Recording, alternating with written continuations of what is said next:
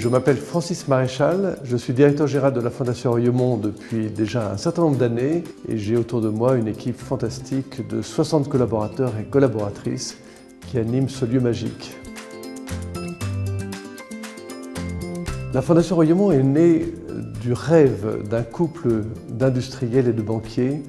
Henri et Isabelle Gouin, qui avaient hérité de l'abbaye, qui appartenait à leur famille depuis 1905, qui en avait hérité en 1923. Et voyant que c'est un lieu qui finalement favorise magnifiquement l'échange, le dialogue, la concertation, la réflexion, ils décident finalement en 1964 de constituer une fondation à charge pour elle à la fois d'entretenir ce patrimoine absolument exceptionnel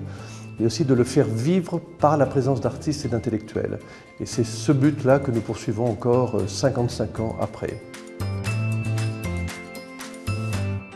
Le 15 juin 1971, ce sont les Pink Floyd qui sont venus donner un concert à Royaumont, un concert qui a marqué les esprits, qui est toujours présent d'ailleurs sur les réseaux et sur YouTube, pour vous dire un petit peu l'ouverture d'esprit de la Fondation Royaumont. La Caisse d'épargne Île-de-France, depuis quelques années, a décidé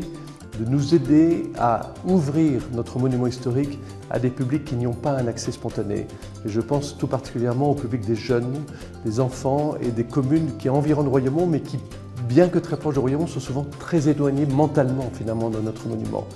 Et grâce à la Caisse d'épargne Île-de-France, nous faisons vivre à ces jeunes l'expérience du monument historique et de la rencontre avec des artistes, et en particulier avec des classes en résidence qui inventent des chorégraphies au milieu des vieilles pierres de Royaumont. Et c'est cela que nous permet la Caisse d'épargne Île-de-France.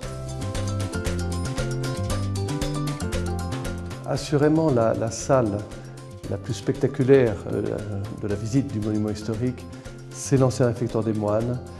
qui témoigne justement d'un des premiers exemples de l'architecture gothique naissante, une salle extrêmement élégante, très bien proportionnée,